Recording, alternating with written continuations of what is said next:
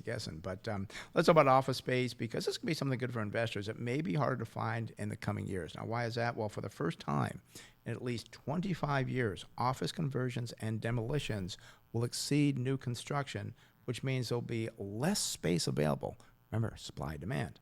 CBRE Group found that across the largest 58 U.S. markets, 23.3 million square feet of space will be demolished or converted to other uses by the end of the year. And I was surprised by this. 12.7 million is going to be completed or developed in those same markets. I mean, that's about half. Yeah. That's a good thing for investors because you want things that are in short supply. And I would say, look ahead a few years, we're going to have, I believe, an office rate problem. Yeah, and I think this is, again, a big positive. I mean, you talk about the supply coming down, but then there's the demand side of the equation. Mm-hmm. And when we look at this, I mean, we have an office REIT in our portfolio, and they keep talking about leasing is great, leasing is great. Leasing is so good, in fact, that they had to pull back on returning capital to shareholders because they have to redo all of their tenant improvements because their buildings are so full. Yeah. And it's a good short-term problem because it's like, well, we need the capital to invest in our properties so that we can fulfill our leases. But then think about that. Once the capital is implemented in there, you do the tenant improvements. Now you have like a 7-10-year lease in there, just cash flow coming in. So, I mean, the demand seems to be very, very strong when listening to our office REIT in our portfolio. And I know it's one that we are very excited about long term. Yeah, and I believe the office has a valuable place in business, and we have continued to see more and more companies implement return to office mandates. Remember during COVID, it was like, oh, that's never going to change. I go, no, it's going to change. Believe me, just wait and see. With less supply out there and demand remaining strong, we should see owners of office space benefit from stabilizing rents and increasing prices in coming years. And this is where the smart investor can do well by buying good quality REIT now. We're not saying buy office buildings, like it's pretty tricky, but a good quality REIT right now and be patient. And what's great about REITs, you collect a pretty good dividend while you're waiting for things to go up. Yeah, many times you do. And as I said, I think the office space is going to be so interesting to watch because, again, going to drive it home, the supply and demand. Less supply, more demand.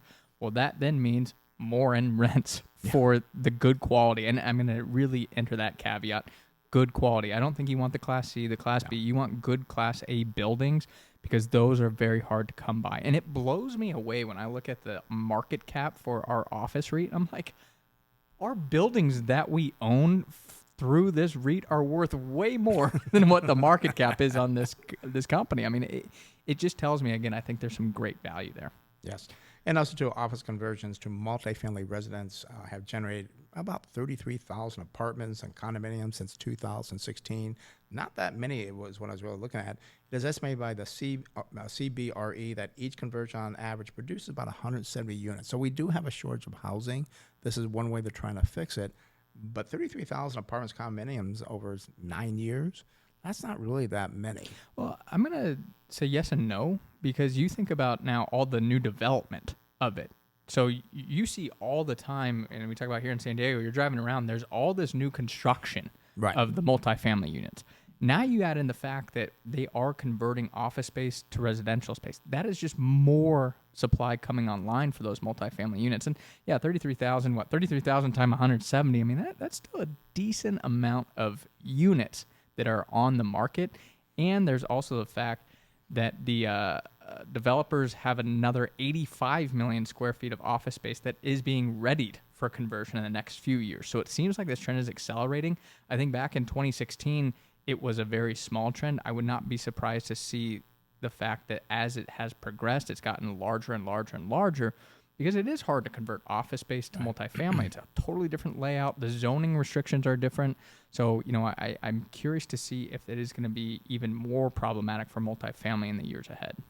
Yeah, and we'll see. And again, I want to emphasize about Class A buildings where they have, gyms, they have volleyball courts, they have it to where, a cafe for people to go to. It's really, they make going to the office a good thing. And I've said back when, a lot of people are going to be working home, that's the way things are. It's like, no, we are very social beings. We like to be around people. We like to, talk, have fun. I mean, and you go to the office and, yeah, you're there to work, but still it's nice to socialize. Yeah, nice to socialize. And I do think, looking at office versus multifamily, I mean, being value investors like we are, I would definitely bet on the office space. I mean, you look at the valuations for multifamily. I haven't looked at apartment complex one in a while, but I think they were trading at multiples in the 20s based off FFO. You can find good office REITs for 10, Yeah. 8 times. I mean, you can find some really great values here. You just have to be careful because I think you buy the wrong ones in the wrong markets with bad buildings, with short-term debt coming due.